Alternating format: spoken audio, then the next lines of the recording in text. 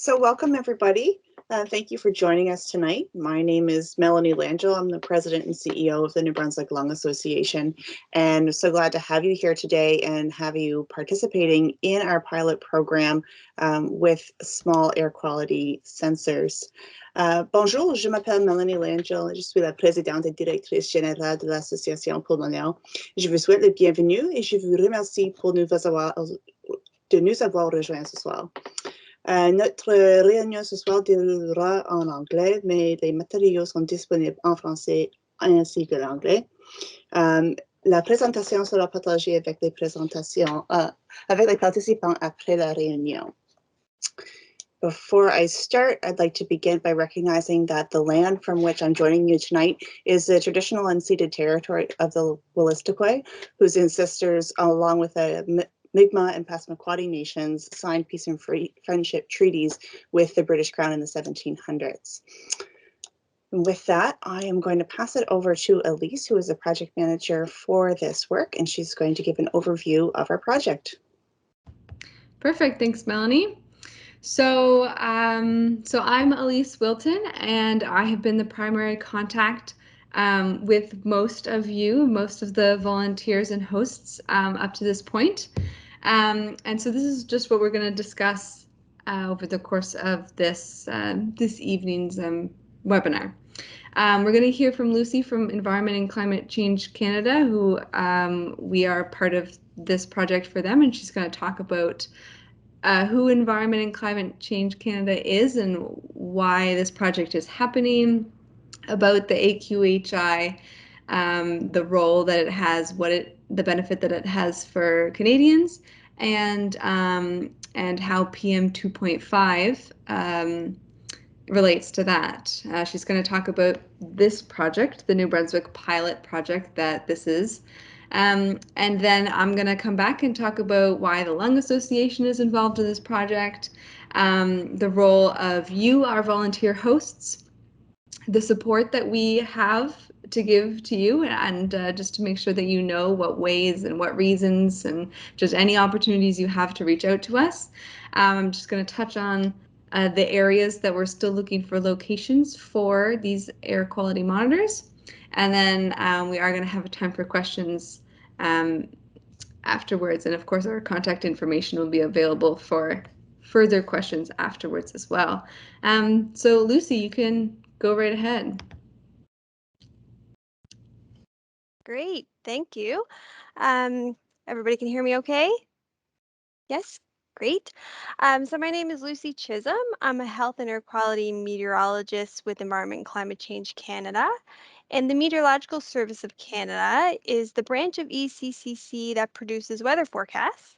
I used to be an operational forecaster putting out the weather forecast as you see here on our Weather Office website. I'm just realizing I don't have the mouse, but you can see there the air quality forecast on the web page circled there, and that's where you would go to see your local forecast. So I used to be part of that magic. Now I'm on a different part of the magic. I'm on the science research side with the Applied Science Atlantic Air Quality Group.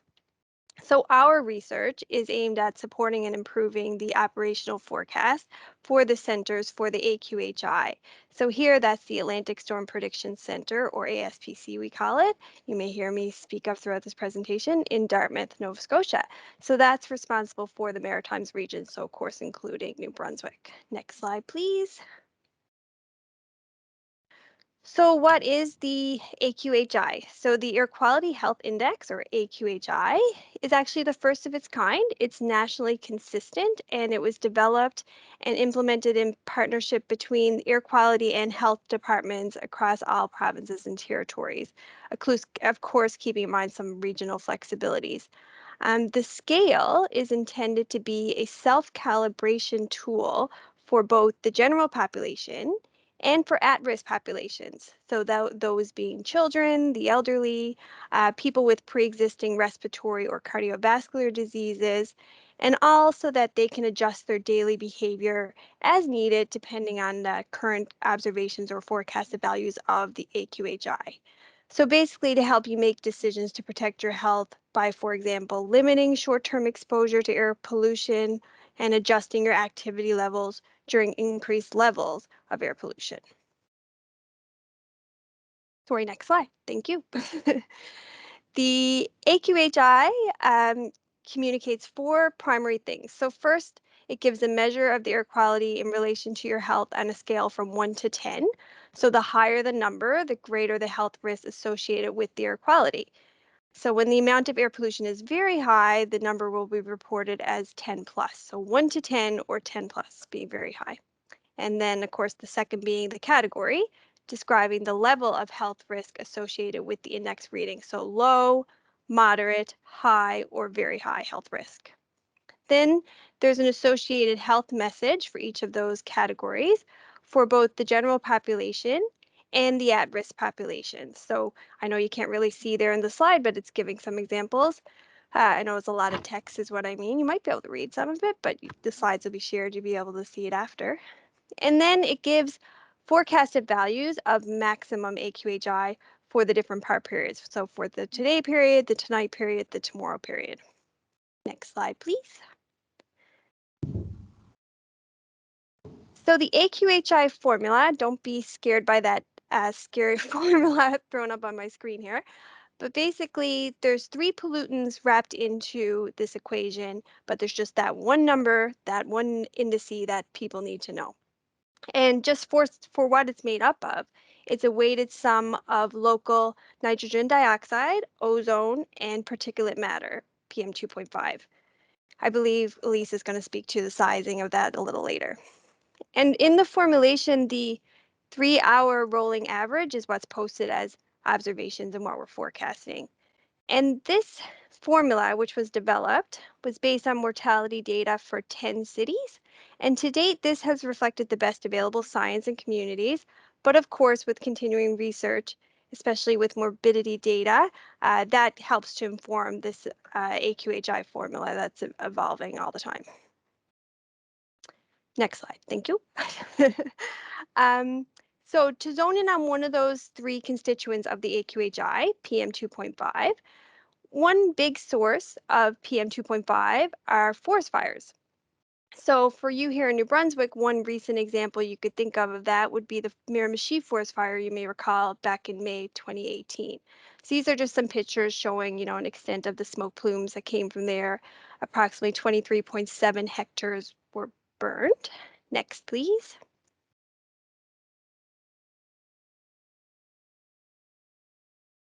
Maybe. There we go. However, more often what we experience here in the Atlantic region is smoke transported from afar. So as an example shown here on satellite imagery is smoke transported from BC fires to Atlantic Canada back in August of 2018. So transported smoke, you can imagine, is going to happen more with climate change. We have warmer temperatures, less rain, so we can expect those things to continue. So you can see that being a big motivation for us when it comes to predicting AQHI, PM2.5. This is where all this is coming from. Next, please. So small sensors, small low-cost air quality sensors. Emerging technology in small air quality sensors can help augment existing technology to provide an opportunity to address gaps in AQHI prediction and services. So as part of science's role to support that forecast operation, we've been evaluating this new technology for measuring the constituents, in this case PM2.5. So the cost of these, well, first of all, you can imagine there's many advantages and disadvantages. One of the first advantages, of course, is the cost.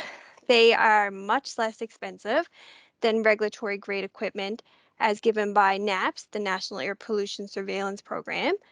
Those are the regulatory equipment, what we would consider the truth. So they are much more expensive. They would be in like the tens of thousands of dollars, whereas we have these low cost sensors, which are more like hundreds of dollars. So that really provides us an opportunity there. They're also very small. The sensors, you can see in the top right corner, a picture of a purple air, as if you already have one, you would know. They're small, they're the size of your palm, versus, regulatory grade equipment, which can be trailer size. They're easy to use. They're meant for people like you and I, citizen scientists, to use rather than trained technicians. And there's more and more studies in the peer-reviewed literature, both nationally and internationally, on the topic. Of course, disadvantages as well. You get what you pay for. They're lower accuracy, and they have limited calibration capabilities, so they're very variable reliability. So the focus of the small sensor pilot project that we're part of is to understand these sensor limitations, determine their best fit for purpose, and test their effectiveness. And of course, the big motivation being, as I just showed, forest fire smoke, but of course, other local sources of PM, such as wood smoke, is also something we're looking at. Next.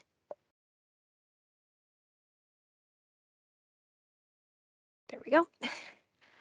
So just to zone out a little bit, all I want to show here, this is PM 2.5 from this past August, maps from my colleague Matthew Parsons in the West, just to show those NAPS grade monitors that I mentioned. On the left, these are showing the 98th percentile of the concentrations. No need to really think about that too much, other than just to show there's an increased coverage here. On the left, it's with just NAPS monitors in our forecast regions, and on the right with purple air monitors and NAPS. So if you look closely, you'll notice that there's just more areas covered for PM 2.5 now that we have these sensors. Next, please. There we go. So the New Brunswick Small Sensor Pilot. New Brunswick is a target location for us here in Atlantic. We want to try to capture possible forest fire smoke plumes or plumes from controlled burns, wood smoke, etc. And then we also have some broader science questions that we think these could help us with. So we have an extensive deployment now of purple airs and hoping to have more. And we want to look at such things as long-range transport of pollution, urban versus suburban differences, local pollution, wood smoke, all at the same time. We hope to continue this sensor validation, as the data comes in, see how it's doing, test data correction factors that need to be applied to make the data most useful. And we want to engage you, citizen scientists. So we have partnered with New Brunswick Lung as part of this pilot for the purple airs. Next, please. So these are our current sensor locations in New Brunswick. There's about 20, and this is the UNBC map, which Elise will be speaking to in a bit. And it's showing in the circles here, these are just the purple airs that have been put in New Brunswick. It's about 20. Next slide, please.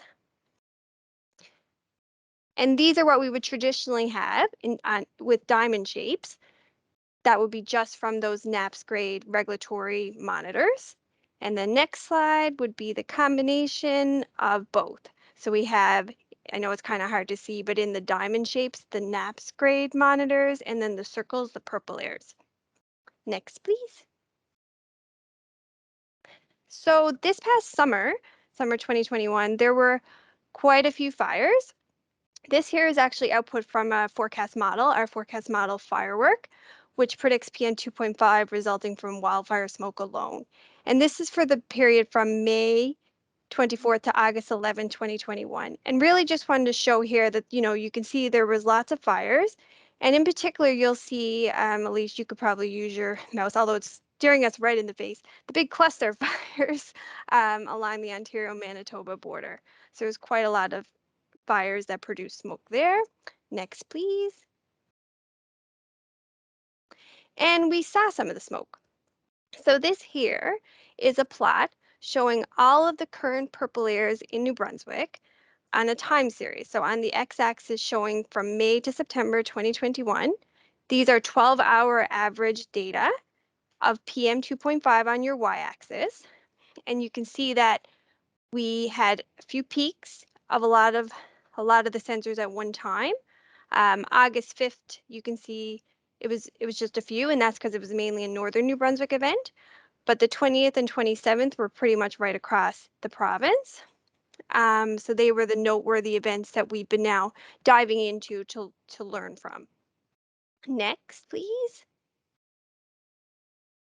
So just to give you an example, these are the fire hotspots. So the actual locations of fires from July 19th and 20th of 2021. So this is where the smoke would have been transported from to New Brunswick. And yes, there you go. This is an animation of the smoke. So Elise, I'll let you use your mouse, if you would, to point out where New Brunswick is, so we can all orient ourselves. Sure. Can you see my mouse showing up there? Yes, I think Okay, good. so. Yeah, it's kind of hopping in and out, but so basically, this is satellite depiction of the smoke, so actual that came from those fires in Ontario and Manitoba.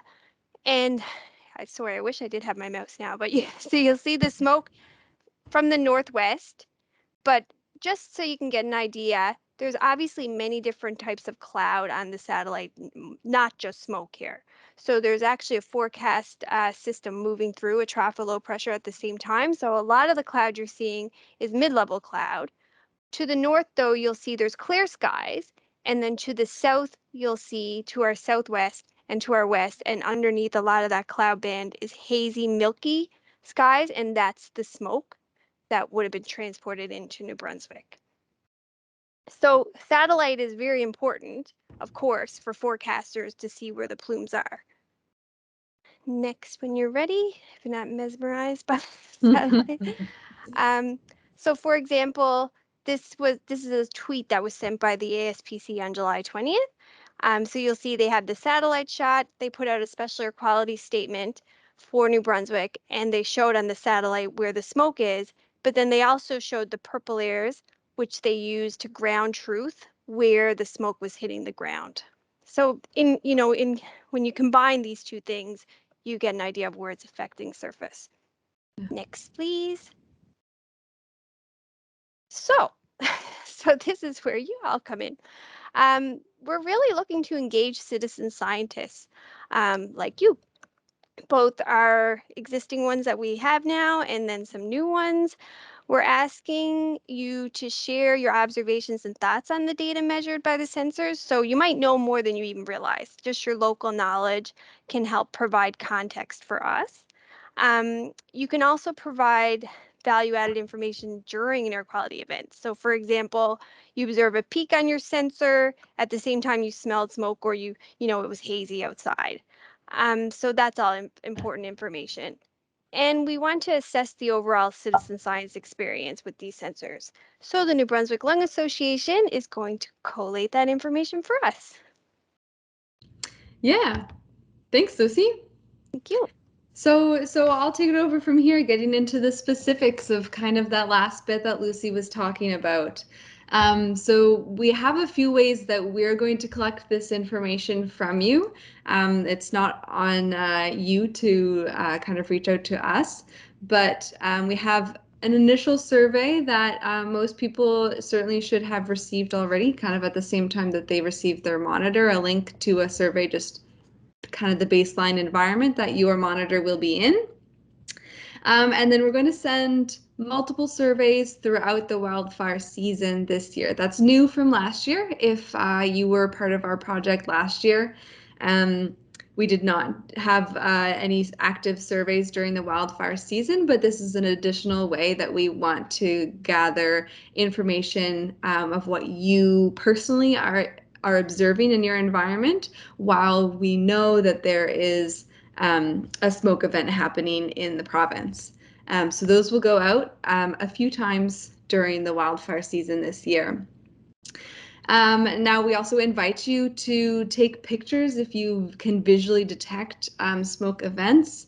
And if you do notice a smoke event in your area, if you see it and smell it, but you don't receive a related survey, you can feel free to reach out to us via email or the Facebook group that I will be getting to in a second. This is a picture of midsummer last year of a hazy day in New Brunswick that one of our project members took and put into the group Facebook page. So this, we do have a community Facebook page. It's called NB Citizen Scientists PM25 Monitoring.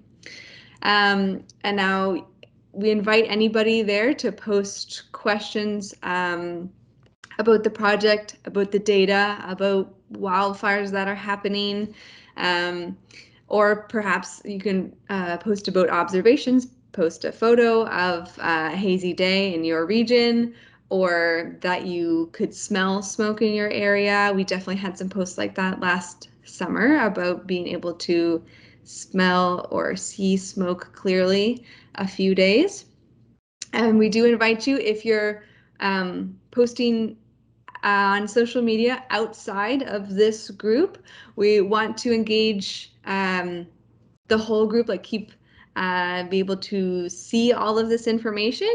So if you use this hashtag AQ Watcher, we'll be able to find that information depending on the privacy settings of your page, and be able to follow that still. And we hope that'll be another way that this whole group can engage with each other. And so you can also access your data at any time. I wonder if I can you see the AQ map there? Yes. Yes, okay, great. Okay, so this is the UNBC map that Lucy mentioned. There's a link to this on the Facebook page, and I believe I've even emailed it to most participants as well. We can get it to you if you're interested in it. But you can see your data and anybody's data live. So again, the circle ones are the participants in this project, and the diamonds are the regulatory large-scale monitors. So if you click on one of the circles, you can see the data if you're interested in what the readings are like in a specific area, what they're like in your area. Maybe you want to look at what they're doing overnight when you're asleep and you're not sure what's happening. You can check this, it updates. I think it updates every hour with new data, and you can look at that anytime. You can also tell if you're checking up on online, you can also tell if something has happened with your monitor after a snowstorm or something like that, and if it's become offline for any reason, you'll be able to tell by looking at the online readings. Okay, I'm gonna move this out of the way. It updates every 10 minutes, I believe, Elise. 10 minutes. Okay, well that's even better. So you can see your data anytime. We also want to make sure that it's clear that anytime you have any concerns or problems with your monitor, that you should reach out to us to help you resolve that. If it's offline and you can't seem to get it online again, if the data seems incorrect based on what you're actually seeing in your environment, that would be really helpful if you are checking that up. If you notice anything strange like that, that you reach out to us and we can help resolve that issue. So I have been the primary contact for most people so far, but we're going to transition the primary contact to Leah, who's on this call as well. And her information will be on our Facebook group, will be in the follow-up email to this webinar as well. She's already been included on any recent emails that's been going out to any of the participants. I don't know if Leah, in case it's just in speaker mode, do you want to just say hi for the recording? Hello, nice to meet everyone. There's a face to the name, and she will be the primary contact moving forward. Another item that people have added onto our Facebook page is people have added photos of their monitors set up in their homes. So here's just 2 pictures that people have sent of their monitors set up at their home. Now, as I mentioned at the very beginning, we are still looking for more participants to expand this project.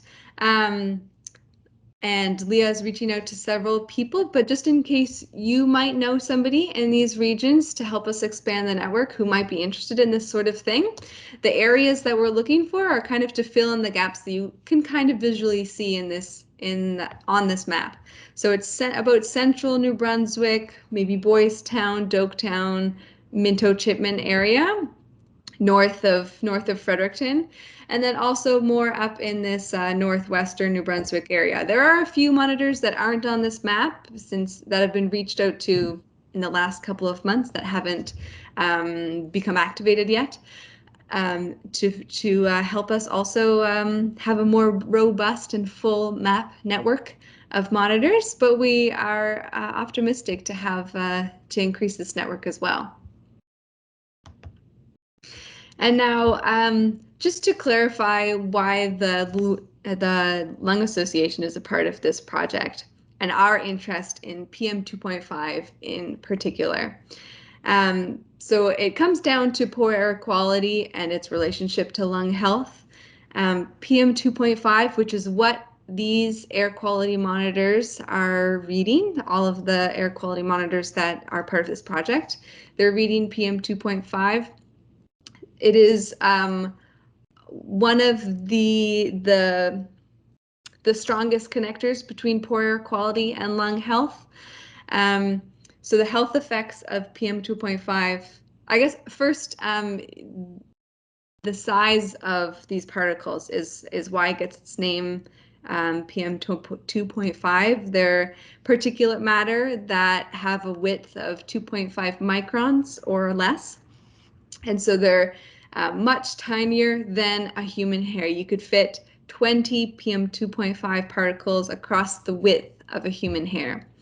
So these particles are very tiny, and because they're so small, if they're in the air that we're breathing in, none of the protective measures catch them. So they make their way all the way to our lungs. They don't get caught in our mouths or our throats in any significant fashion. So they make their way into our lungs. And again, because they're so small, the protective measures that are in our lungs also aren't able to dislodge them very effectively. You know, coughing and the mucus and all that stuff that helps protect our lungs from breathing in most things. It's not very effective at cleaning this out of our bodies. And so when we do inhale it, it can cause some coughing, irritation. It can increase the risk of asthma, and it can also aggravate existing asthma and aggravate other existing lung conditions. And so that's why we're here. PM2.5 is a significant outcome of wood smoke, and we want to make sure that New Brunswickers are able to protect themselves from the smoke of wildfires. And this is how we want to help, because this data will improve the data for AQHI, like Lucy mentioned. Having this data readily available for the public will help people find the information they need to make appropriate decisions for their day-to-day life, especially for those with pre-existing respiratory concerns like asthma or COPD or long COVID, as we learn more effects of that, and other respiratory issues. And they can make a decision to postpone an outdoor run or a sports game and decide to stay inside during a smoke event. Now I want to thank you for your time. I'm going to leave this slide up until we're done, as it has important contact information that you might need, particularly Leah's email address. But you will certainly be hearing from us very soon with a follow-up from this webinar. And yeah, we hope you will reach out about any concerns or questions. Before the webinar is over, though, we want to invite any questions that anyone might have. Thanks for joining.